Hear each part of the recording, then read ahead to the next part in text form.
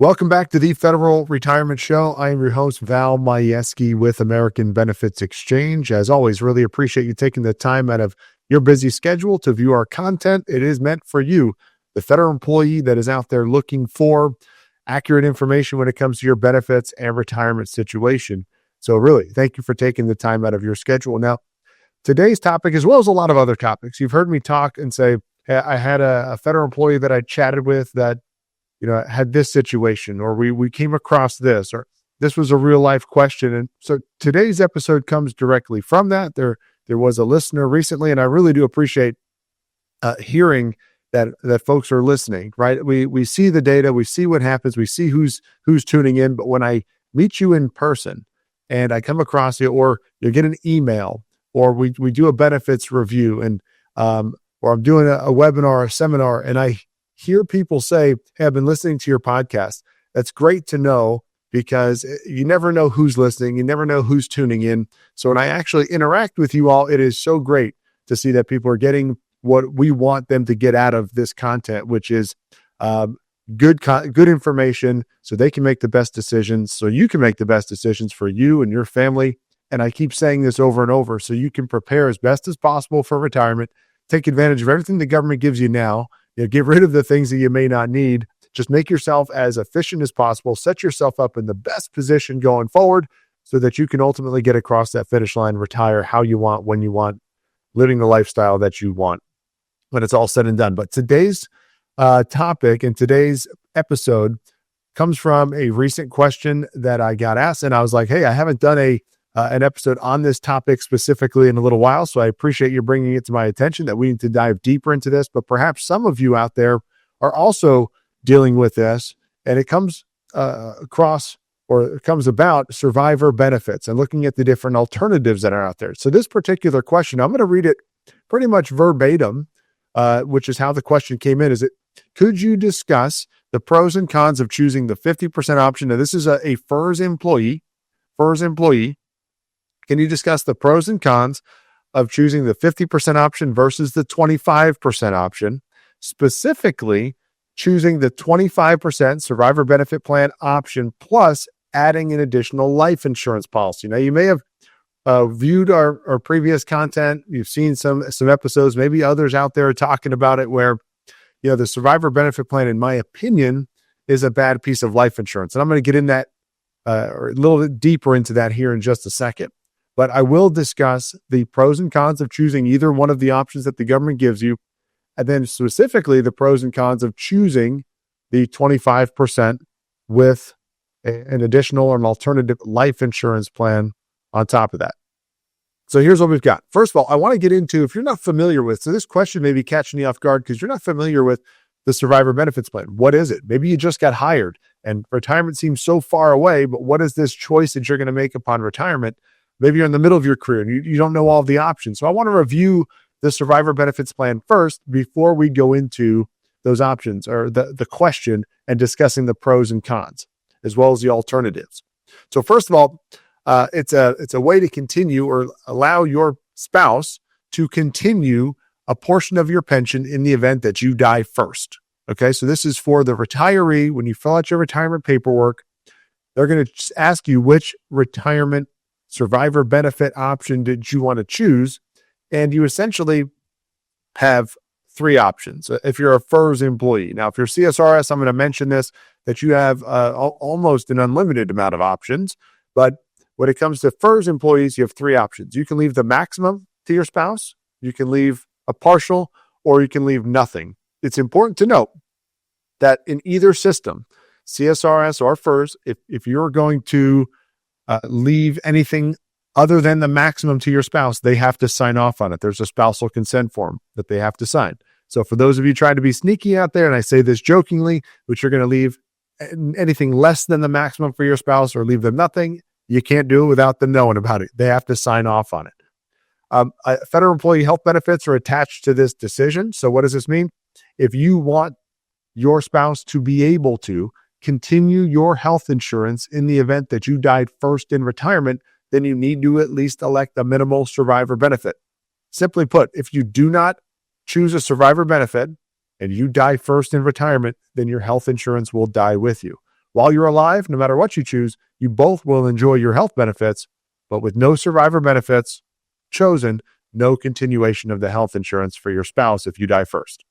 It's essentially a permanent choice, and it is mostly for a spouse. I did an episode on other than spouse folks, right? Folks that have insurable interest, they can get a survivor benefit. I'd highly recommend you go check out that episode.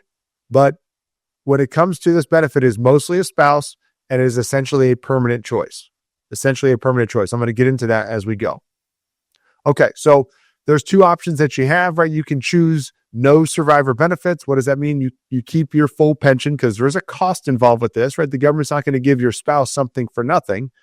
There's no death benefit if you choose nothing. So there's no continuation, and there's no continuation of the health insurance. If you choose yes, I want a survivor benefit, well, your pension will be reduced. You can keep the health benefits, and there is a death benefit that's given to your spouse. How does that death benefit work with the survivor benefits plan? It is a monthly taxable benefit that they will get for the rest of their life, right? There's no guarantee on how much they're going to receive, but no matter which choice you select, whether it's a minimal benefit, a partial benefit, or the maximum benefit, this is a monthly taxable benefit that they will get for the rest of their life. So how does the survivor benefit work out the best? Well, if you retire, you pass away right away and your spouse lives forever. You paid the minimal amount into the plan, they get the maximum benefit. That's not how I want this to work. That's not how you want this to work, but that's the way I think it works out best from a financial standpoint. So CSRS employees, I'll go really quickly through that because the question really pertained to FERS. But just to give you an idea, CSRS employees, I said you have almost an infinite number of ways that you can leave a survivor benefit to your spouse because it's very flexible. You can leave your spouse up to 55% or 55% of whatever benefit base you choose. Now, your benefit base is anywhere between your full pension amount and $22. Now, why is that? Because the least that you can leave your spouse is $1 a month. So 55% of $22 is $12, which is you can leave your spouse a minimal benefit of $1 per month. Now, with that, they can still keep the health insurance in retirement. They would still have to pay for the health premiums, but that is the minimum. The maximum you can leave is 55% of your full pension.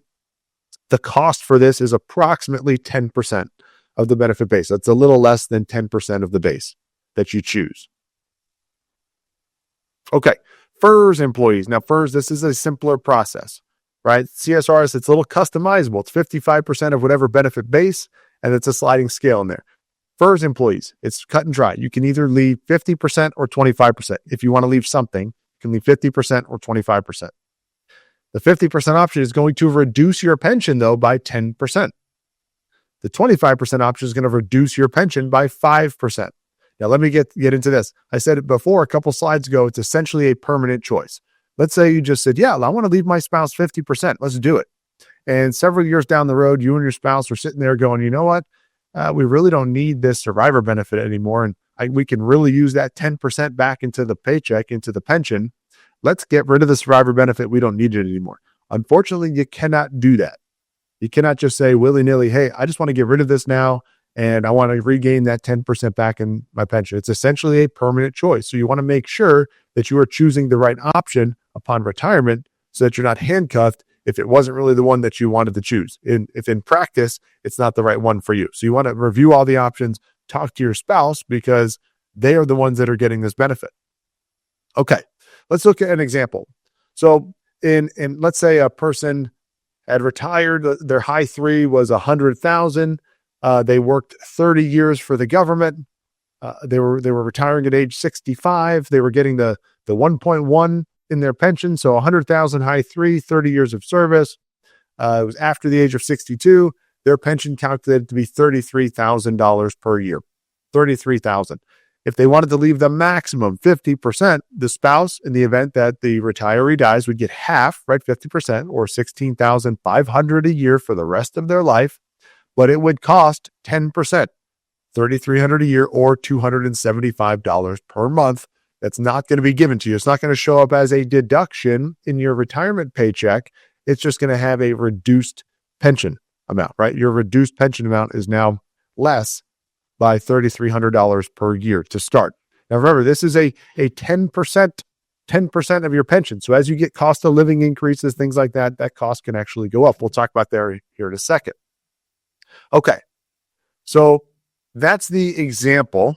And I want to just review real quick the survivor benefit plan, right? You pay a premium. It's 5% or 10% for FERS employees, and your pension is reduced by that amount. So it's essentially like paying a premium. It's a life insurance benefit. Why? Because a death benefit gets paid if you die. A benefit gets paid.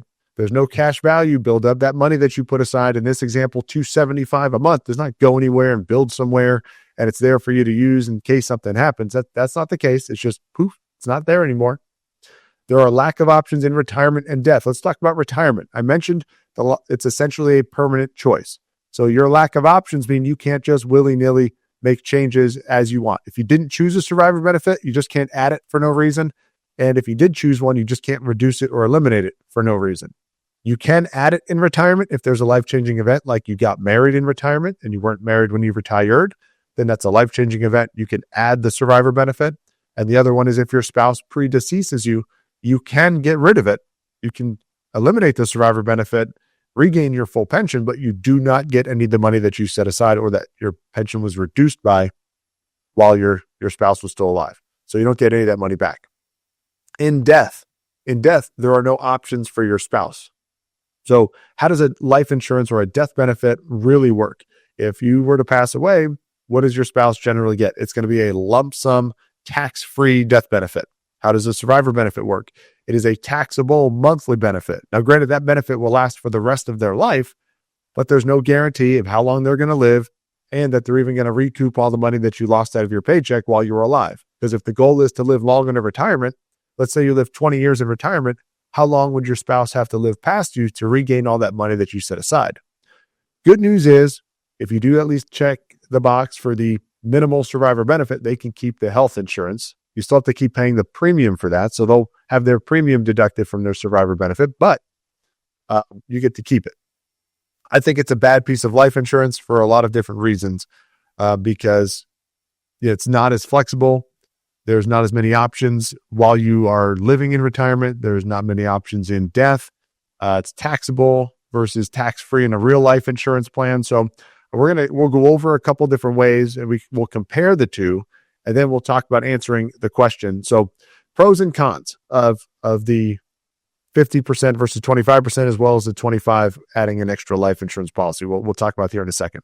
But let's review the survivor benefit plan and look at this comparison. So if you can see this chart here, I've shown this in a lot of different seminars that I've given. I believe I've shown it in a different episode, but it is a way to compare the survivor benefit plan versus an actual private life insurance plan. And I'm trying to do my best to compare kind of apples to apples here, right? Maybe it's not even apples to apples. It's really apples to oranges, but you can see, and this is in my opinion, green is good, red is bad. And we'll go through this and so you can see it. But survivor benefit plan. Okay, we're going to go through these different topics so you can see what I'm talking about here. Contractual agreement, first topic. The survivor benefit plan. Now, granted, benefits can change at any time. You've seen that over the years. So Congress can change the way that this plan works at any time that they want. Just understand that chances of them changing it are slim, but it can be changed. If you do have a private plan, you're under a contractual agreement between you and the actual life insurance policy, the actual life insurance company, the carrier. Managing costs. So the survivor benefit plan, the program can be very expensive. We said 10% of your check, and cost increases as pay increases. So as you get cost of living adjustments as you go through retirement, right, your pension increases, you're seeing a reduction of 10%. So that 10% will increase. That's not locked in. When you're in a contractual private life insurance plan, the cost is locked in, it is managed, it is set. It will not increase over time. Okay. Cost savings. There are no good health discounts with the survivor benefit plan. What does that mean? Well, with actual life insurance, you have to be healthy enough to get it so that if you are healthier or the healthiest, your cost will be less than maybe somebody else because you're in great health. So you have better than average health or excellent health. You can see a reduction in cost, and now it's tailored towards you and your specific situation and not towards the group like the survivor benefit plan. Beneficiaries. Who's going to receive the benefit? It is basically with the survivor benefit plan, a spouse-only benefit. The cool thing with a private plan is you can name your spouse, yes, but you can name anybody else you want. You can have primary and contingent beneficiaries. You can alter those beneficiaries throughout the life of the plan. You can make modifications and changes to that. These are some of the options and flexibility you have with a private life insurance plan. And then family protection, yes, the survivor benefit plan does provide family protection. It does provide a benefit, a death benefit to the spouse. Same here. The private plan, you can customize what the benefit's going to be, though. The only thing, we'll get into this in the next slide, is that family protection amount, the maximum is 50%. It may not be enough, but I'll talk about that a little bit more here on the next slide. Okay, taxation. First of all, the survivor benefit plan, it's taxable. A private life insurance plan, how does that work? It is a tax-free benefit. Proof of insurability, meaning you have to be healthy to get it. Yeah, you don't need to qualify for that if you have the survivor benefit plan. So generally speaking, if you are not in great health or you're not eligible to get a private life insurance plan due to health conditions or your pre-existing conditions or whatever it might be, your health history, then the survivor benefit plan, I would still recommend it for you if you want to leave your spouse something, because you cannot qualify outside. So there are ways in which, just because I think it's a bad piece of life insurance, I may still suggest it to you for a couple of reasons. One of which would be if you're not healthy enough to get private life insurance. And again, I just want to say, what I'm telling you here, this is my opinion. This is based on my experience in working with federal employees. This is what I feel and think about the survivor benefit plan. It is by no means an end all be all, a blanket yes or no for the survivor benefit plan. Everybody's situation is different. So you have to consult an expert, make sure that you're making the right choice, but you want to know all the variables and all the options, because the government doesn't say you can choose the survivor benefit plan, no benefit plan, or would you like to look at private life insurance? They don't talk about that. So you need to know all your options. Okay. So the only negative to the private plan, yes, you need to qualify health-wise. And if you're not healthy enough, then we might still recommend the survivor benefit plan depending on the situation. Reducing coverage. Now here's the thing. The decision is basically irreversible. It's pretty much set in stone. You cannot change it as we go. Like you said, you can't go from the 50% to the 25% option in the middle of retirement. You can't increase it. You can't make changes or modifications. The private plan, you can make changes. It's pliable, right? You can move around. You can do some things to it. It's customizable. It's malleable. It's editable. All right. It's a way that you own and control this plan. So there are ways you can make changes while you have it. There's a lot of different changes you can make. Coverage limits. So this is where I said the family planning, this goes to family needs on the bottom here too. So I'm going to tackle these last two, but coverage limits. What is a survivor benefit plan maximum? For the FERS employees, it's 50%. So the government is saying one person can live on half as much as two. The most that your spouse can get in the event that you die is 50% of your pension. What if they need more than that? What if they need 75, 80% of your pension amount going forward? You can't get that from the government survivor benefit plan because it's limited. The max you can get is 50%. So what if you needed more? The good news is this is a customizable plan using private life insurance. You can customize the amount that you need. Make sure that the right amount of protection is there for your spouse, so they don't have to live a lesser lifestyle or go live in, something, sell the house and sell some other things just to get by in the event that you die first. You want to make sure that the proper amount is there. And this is where, again, it's customizable using private life insurance. You can make sure that you're getting the right amount for your spouse. This is where you have to talk to your spouse. Hey, if something happened to you, the federal employee, how much would you need in the event that I died first in retirement? I can get you 50% with my pension, but what if you needed more than that? All right, how can we make this more cost effective? How can we maximize our benefits? That's what we're trying to do, make ourselves more effective, more efficient. So what are the solutions? Right now I'm going to go to the part where we talk about the question. Can you talk about the pros and cons of the 50% versus the 25%? I want to talk about that one first, because the 50%, yes, you're going to maximize the benefit that you can get for your spouse directly from the government. And how does that work? You're going to select that in your retirement paperwork. This is the 50%, so there's no consent form that needs to be done. That's the automatic, actually the default option if you are married at the time of retirement. And upon your death, well, I'll say this, while you're alive, your pension will be reduced by 10%. And upon your death, if you died first, your spouse will continue your pension at 50%. It will be taxable. They will still have to pay for the health insurance, but they will get a benefit for the rest of their life and keep the health insurance. The 25%, it's a lesser amount that your spouse is going to get. It's a lesser cost. Now it's 5% versus 10. And in the event you pass away first, they'll get 25% of your pension for the rest of their life. It is still taxable, but they can keep the health insurance. Right, so the 25% still allows the spouse to keep the health insurance. Still have to pay for the health insurance premiums, but it allows for it. So the plus and minuses of both, the pros and cons, you get more benefit with the 50%. There's more cost. You get less benefit, less cost. In both cases, you can still keep the health insurance. Pretty good there, if you need that, because I do talk to a lot of federal employees. A lot of federal employees' spouses are on the retirees or the employees' health insurance, and they want to make sure that the spouse can keep the health insurance if they predecease them. You don't want to leave that to chance and say, well, they'll figure it out. They'll go on a Medicare plan. They'll go out there and talk to somebody else. Yeah, the coverage I've seen that a federal employee gets is pretty good compared to what's out there in the public sector. I have seen what you guys have as coverage. It is pretty good. I wish I can get it. I can't. I'm not a federal employee, but just understand that if you want to keep that going, you have to choose that minimal amount. So then there's the alternative. What if we combine it? What if you said, yes, I need the health insurance? And this is where I'd recommend this part.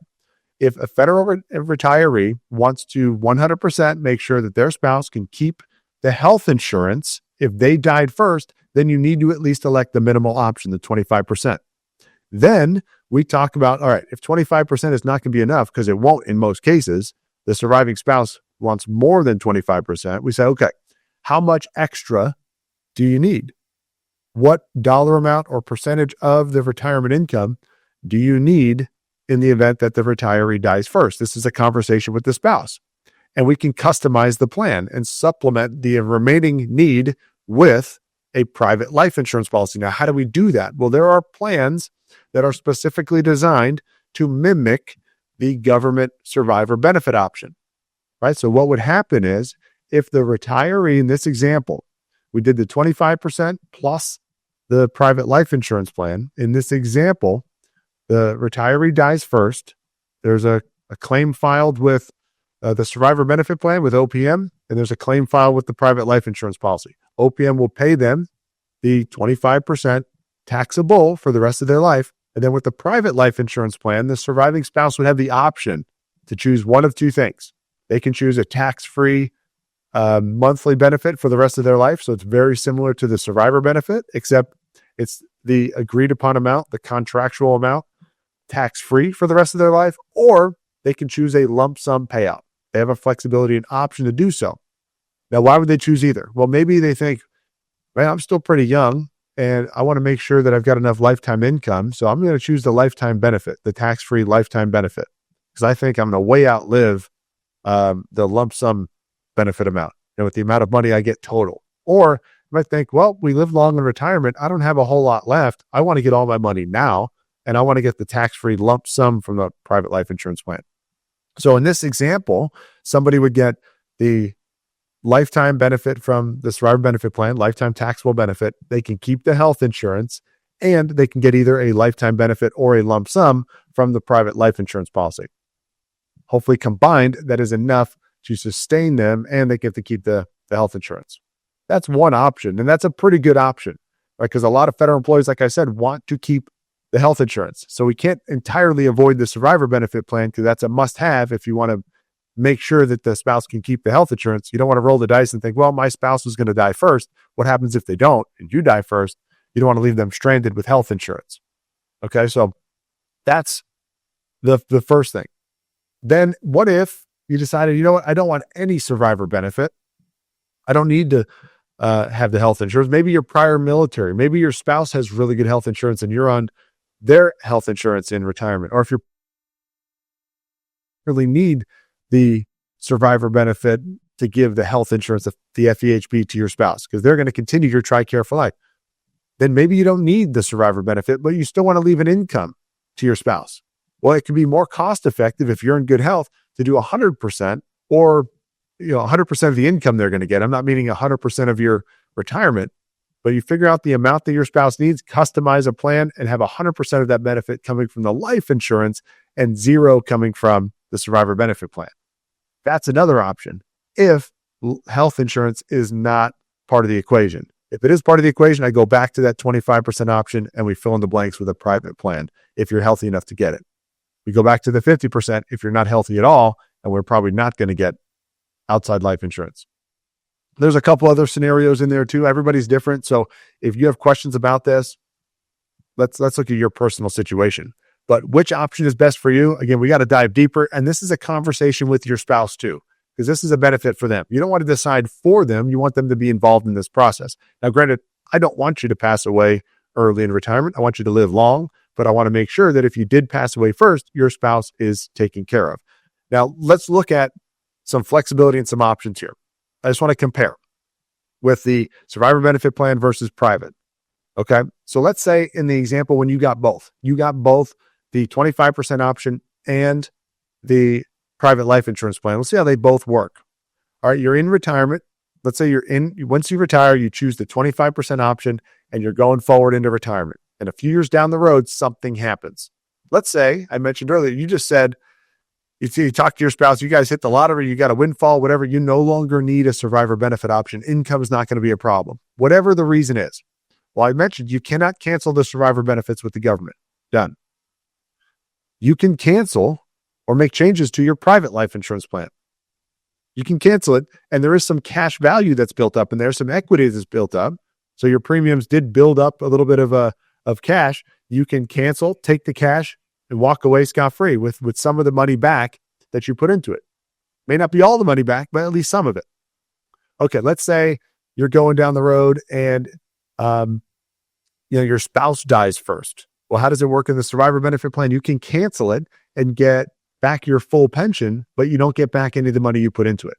I just mentioned with the private life insurance plan, you can cancel the plan, surrender the plan, and get back some of the money that's into it. Right? So you've got some more equity built up. Interesting there.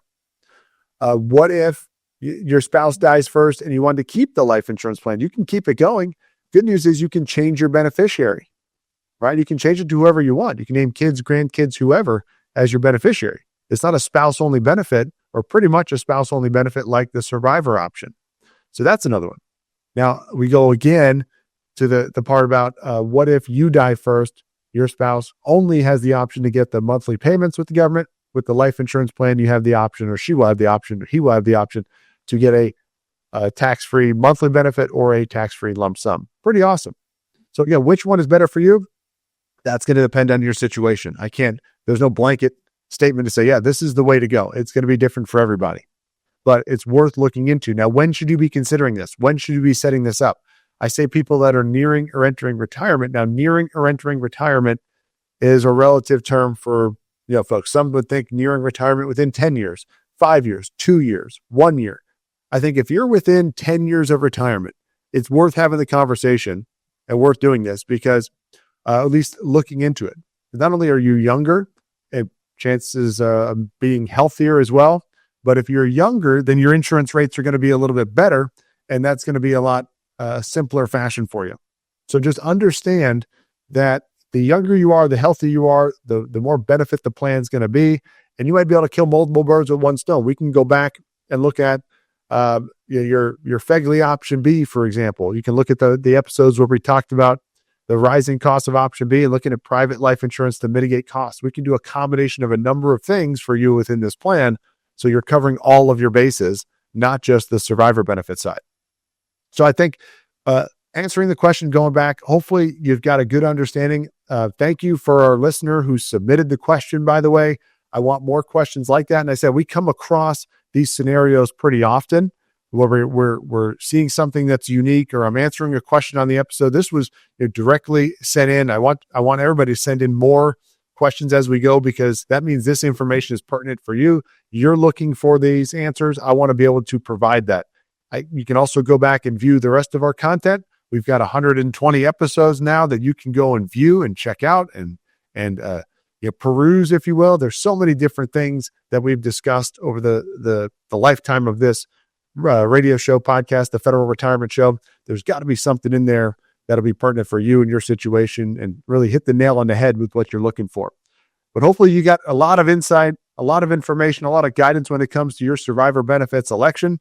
Reach out to us at www.federalretirementshow.com. Fill out the form. Be happy to chat with you, go over all of your options, review your situation, see which direction is best for you. As always, and I said it earlier, I appreciate you taking the time to view our content and look forward to seeing you on a future episode.